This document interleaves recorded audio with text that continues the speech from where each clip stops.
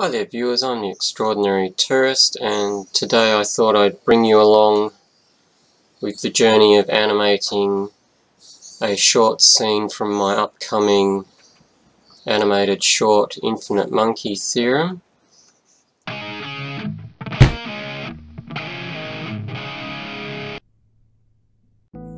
What I'm going to do is, let's transfer over to this screen. Here you can see my storyboard for Infinite Monkey Theorem. And I won't go into the details of all the scenes, but this particular scene here, with all the monkeys in, I'll zoom in on that.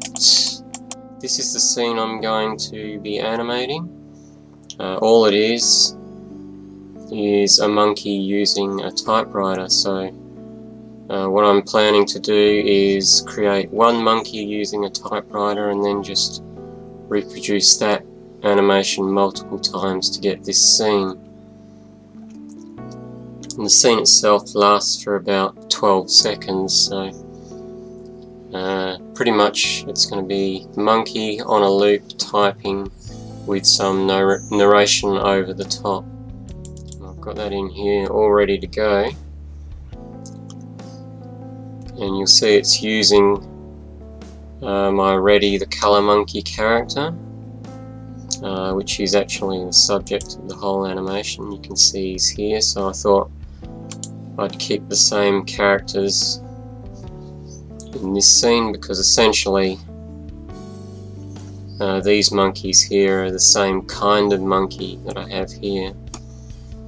And even though I've got this character in other colours, I thought I'd stick with the same colour as Reddy, who's pretty much the star of this animation. But you'll see this scene, I've already positioned him sort of sitting at this typewriter, and I've been a bit lazy with my typewriter because I'm saying this is an electric typewriter, so that's why you can't see the usual wheels and whatever that are on there, because with an electric typewriter often those sort of things are done using just by pressing a button and what have you, rather than.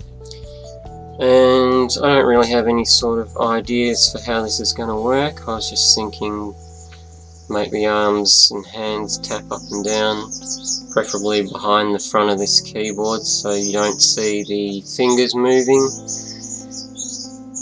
and I don't have to do too much in the way of animating the hands. And maybe his body and head could move backwards and forwards a bit depending on how stretched out his arms are, and maybe add a little bit of movement to his tail as well. So that's the plan. Okay, so what I've done here is I stopped recording for a little bit so I could just explore through some of the existing motions that I have in my content library. I didn't want to sort of bore you with watching me try to find something. What I wanted to do was see if I already had a typing motion and that I could possibly make use of. And as it turns out, there's this one here in the Elastic Folks motions, which is a sit typing loop, and I've applied it to this monkey character here. So if I press play, you can see there, that's the monkey sort of doing his typing thing. That lasts for just over 1 second. Here, apply it again with that at the start. There you go, he's completely moved his position. Move his legs and stuff around again. That leg in there. This leg in there. Leg up there. Then what we can do is maybe move this arm down behind the keyboard, see how that affects things.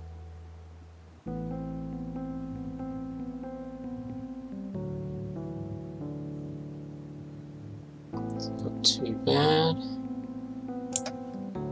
Now if we move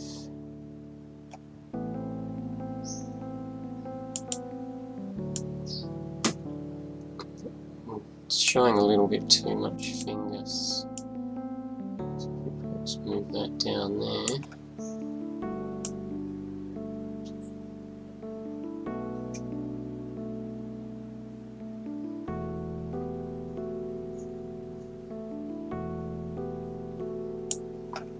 So that's not too bad. Down in the timeline here, so most of the work is down in this bit. If you see these grey lines here, I might do something there with his body. So every time, see this forearm moving back a bit.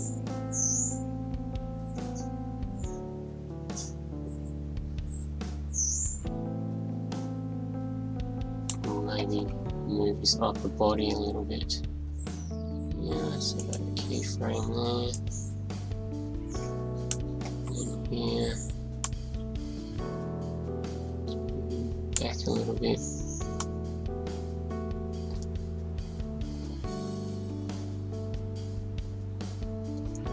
And then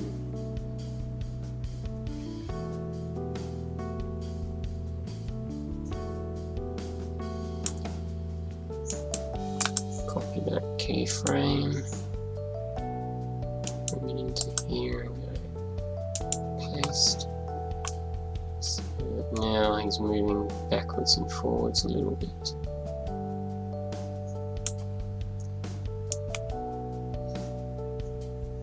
So it goes up to frame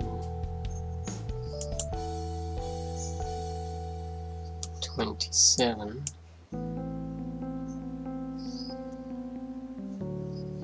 Back to the torso, and we'll paste that there, and then we'll get this that keyframe. Just put it in about there. You'll see he's now moving his body a little bit more as he types. If we wanted to check out how that loop is, we could move this position across here and drag it over. So it just gets to the end of that. You can set your playback to loop. Just hit play. You can see that's looking pretty good. There we go. Obviously this hand at the back,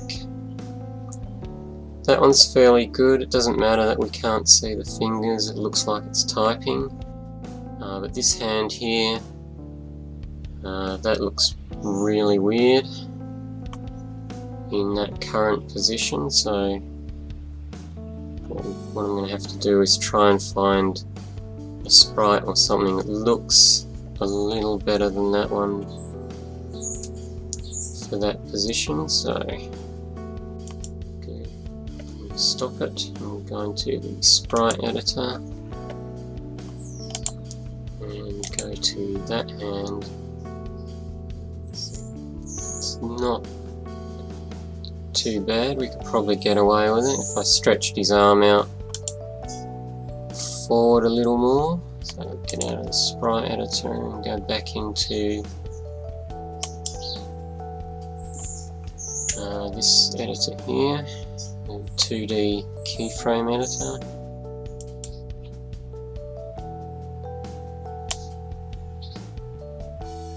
So bring his arm out a little bit more there.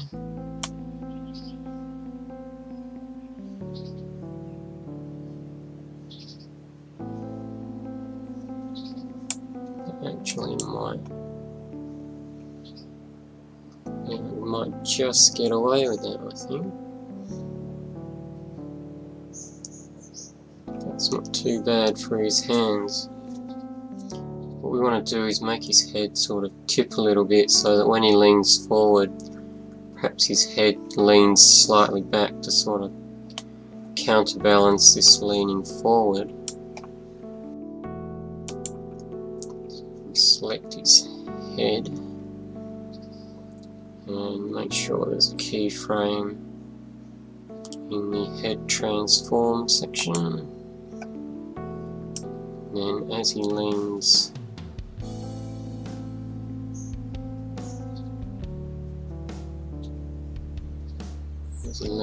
back, could have his head go just slightly forward. We don't want it to be a lot. We don't want him to sort of be swinging his head around violently. And as he leans forward, about there, and move his head back just slightly.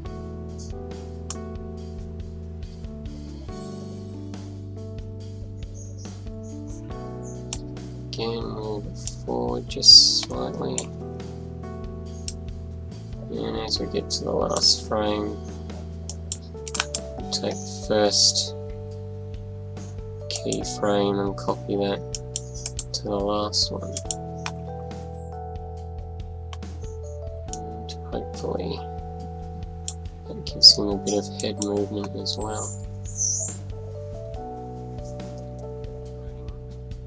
On his head nub, which moves this hair around, I've just put a keyframe in the first frame, and as he's moving back,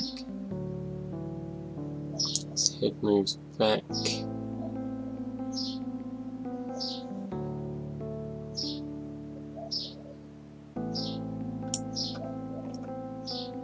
that move back slightly, as his head moves back.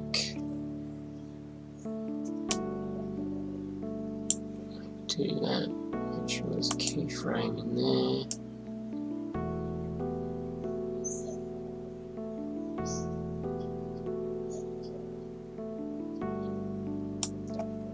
Here, just forward again.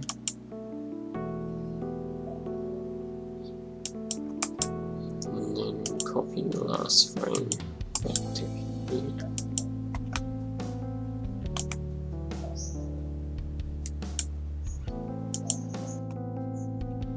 Just gives, as you can see, a little bit of life to his hair moving around as well.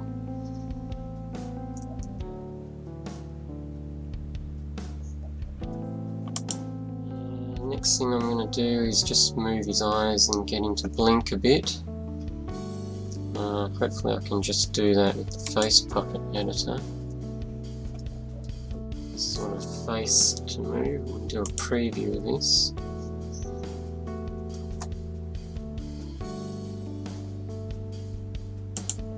Make him blink. I just want his eyes to move a little bit. Get a couple of blinks in. And that should do it. So try to record that. Let's see how we go. You can see we've got maybe one blink in. And his eyes sort of ended up going back into the middle.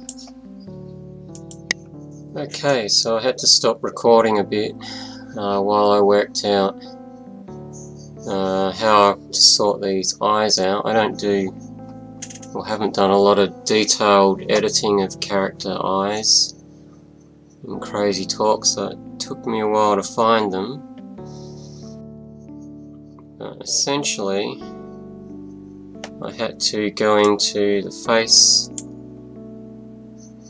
tab on the timeline to get all the keyframes for the face, and then I had to get into the actual facial clip and go to the eye. This eye here actually And this row of keyframes here is what actually works on moving the pupils around. And what I've done is the pupils are now in the same place at the start and the end, but at this point here they're sort of moved into the corner of the eye, so that when you see this playing, the monkey's pupils kind of go from one side to the other.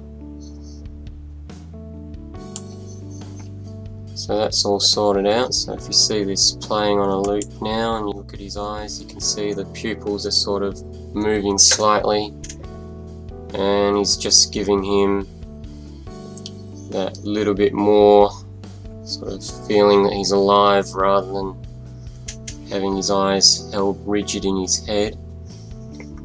The next thing I want to do is just maybe do a bit of work on his mouth. I'm thinking try one of the other mouths, like something like a smiling mouth, or just a partially open mouth. Could even go this kind of mouth. Maybe do that one. I think the last thing I want to do, as far as the monkey goes, is just give his tail a little bit of animation, not too much, just so it has some movement and it's not just sitting there doing nothing kind of thing. So we go from there and copy the first frame and put that into the last frame, and then about the middle, I think as he moves back to about there, his tail should sort of come in as a bit of a counterbalance. So maybe go from here and just do like a very slight movement that way. Very slight movements.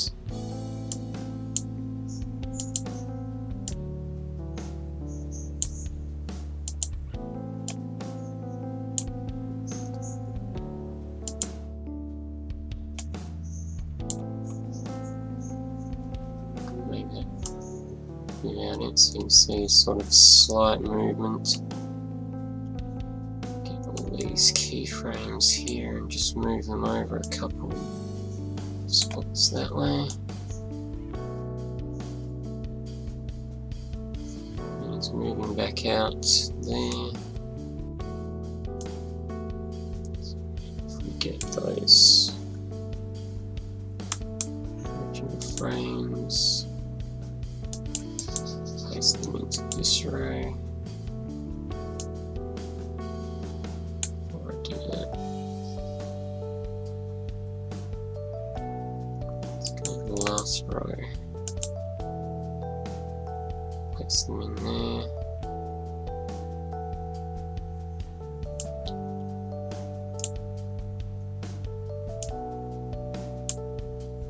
Come over there and then we'll get these ones. Copy, put them in around there. So that looks like.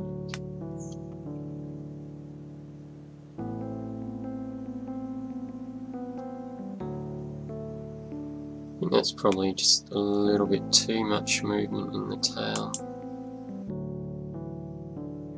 So what I might do is get rid of that lot, delete, maybe just have that lot there and then go.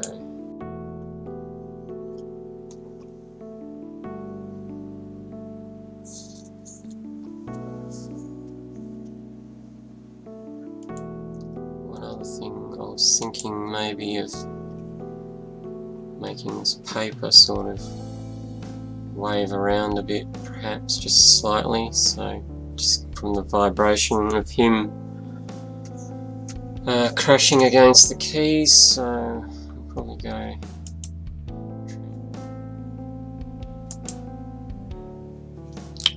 maybe deform editor is what we're looking for. It's probably still just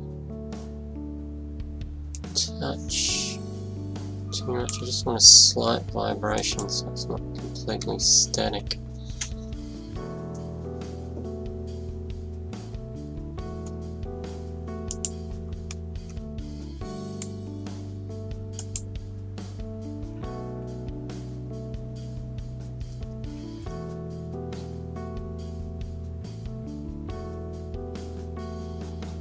There we go, I think that's about it.